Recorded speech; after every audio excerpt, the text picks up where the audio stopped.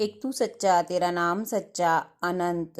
पृष्ठ 363। सतपुरुष बाबा फुल संदे वाले कहते हैं, हे पवित्र आत्माओं, तुम धन्य हो जो परमेश्वर ने तुम्हारी आत्मा को अपनी सेवकाई में स्वीकार किया और अपना उजाला तुम्हें बख्शा।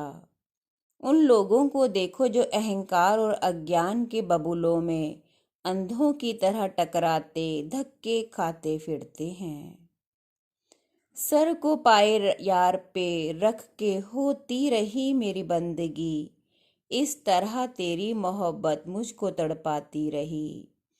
आसमानों में फरिश्ते सर झुकाए खड़े रहे, हुस्ने मेहताब से सजदों की आंच आती रही।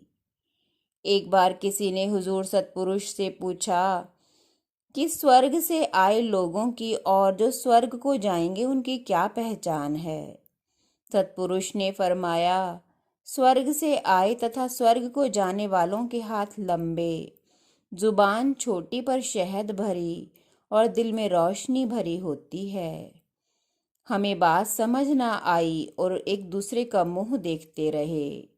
तब सतपुरुष ने फरमाया, लंबे हाथ उसके हैं जो ज्यादा दान करता है, छोटी जुबान उसकी है जो कम और मीठा बोलता है, और दिल में रोशनी उसके है जो सच्चाई के साथ परमेश्वर की आराधना करे और उसके बराबर किसी को न समझे।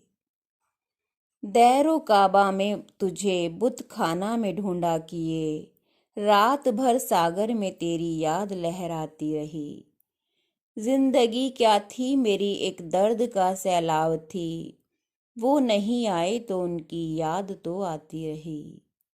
15 जून का भंडारा था। कई दिन पहले एक महात्मा आश्रम वासियों से तरह तरह के उटपटांग सवाल कर रहे थे। उसे अपने ज्ञान का बड़ा अभिमान था। निर्जल मौन व्रत चल रहे थे। बहुत सौ पर देवताओं का आवेश भी आ रहा था। 5 बड़ी और हर घंटे की छोटी आराधना चल रही थी। अखंड ज्योत पर 12 महीने का अखंड सुमरन जारी था। इन बातों को वह महात्मा ढकोसला मानते थे। गुरु महाराज भी उनकी हरकतों को देख रहे थे, लेकिन वे चुप और शांत थे। वे सोच रहे थे कि ये हमारा अतिथि है, इस वजह से उसे कुछ न कहा। 15 जून का वार्षिक उत्सव जोरों से चल रहा था। संगत में कई व्यक्तियों पर देवताओं का आवेश था और उसी वक्त दूर एक तरफ बैठे उस महात्मा ने दरबार की, देवताओं की और गुरु महाराज की आलोचना करनी शुरू कर दी।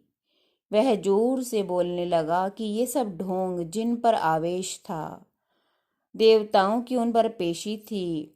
उन देवताओं ने उस महात्मा को पकड़ लिया और भारी जन समूह में से होते हुए गुरु महाराज के चरणों में लाकर पटका।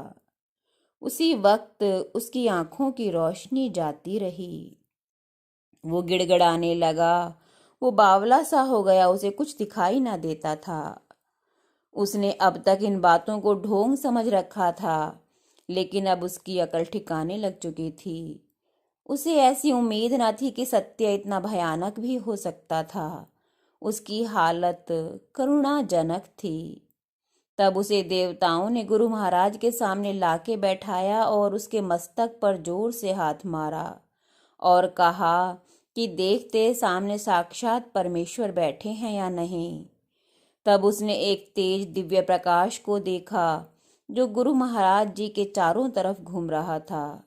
उसने नारायण विष्णु के रूप में उनको देखा, जो कि अपने हाथों में शंख, चक्र, गदा, पद्म लिए हुए थे और कमल का फूल देखा। अब वो बार बार जमीन पर मस्तक रखकर उनको चरण वंदना कर रहा था। लेकिन हर व्यक्ति को इस बात का भेद समझ में नहीं आया। वे असलियत को नहीं जानते थे। बहुत कम लोग हैं जो परमेश्वर की महिमा को जानते हैं। एक तू सच्चा तेरा नाम सच्चा।